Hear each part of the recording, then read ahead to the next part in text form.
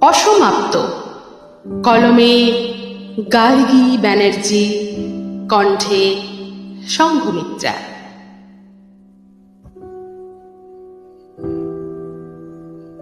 ঝিম ধরা রোদে শহর ক্লান্ত। আমি দাঁড়িয়ে আছি তার দরজায়। অনেক বছর পর আবার দেখা হবে আজ, এভাবে। আসবো। নিজের কণ্ঠ শুনে নিজেই থমকে যায়। সে তাকায়, চোখে প্রথমে বিস্ময়। কে? শব্দটা শুনেই বুঝি সে ভুলে যায়নি, শুধু সময়ের নিচে চাপা ছিলাম। ভেতরে ঢুকি। ফুলতোলা শাড়ির আঁচল আজও ঠিক তেমনই দোলে। আমরা বসি এক টেবিলে, খুব কাছে।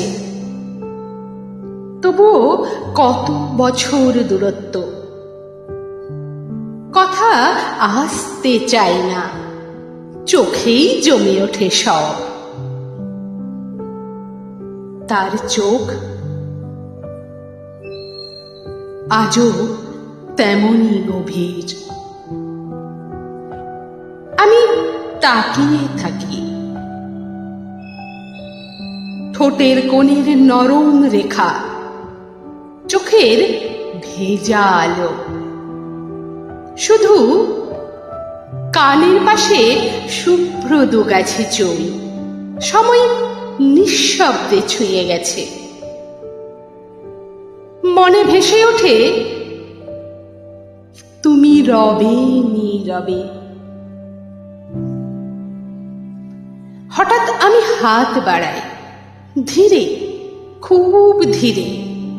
তার হাত ছুঁই। এই স্পর্শ এতদিন পরও অচেনা লাগে না।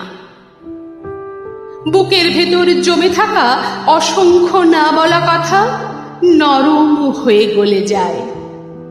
মনে হয় আমরা কেউই এগোইনি, শুধু দূরে ছিলাম। জানলার ওপাশে চেনা রাস্তা, যেখানে একদিন আমরা পাশাপাশি হাঁটতাম। আজ আমরা মুখোমুখি, কথা নেই, শুধু নিঃশ্বাস। আমি বলতে চাই সব কিছু, পারি না, শুধু খুব আস্তে বলি। মনে আছে? তাই আর একবার কণ্ঠ কেঁপে ওঠে। একবার, শুধু একবার। একটু থামি। নাম ধরে ডাকবে আমায়? সময় থমকে যায়।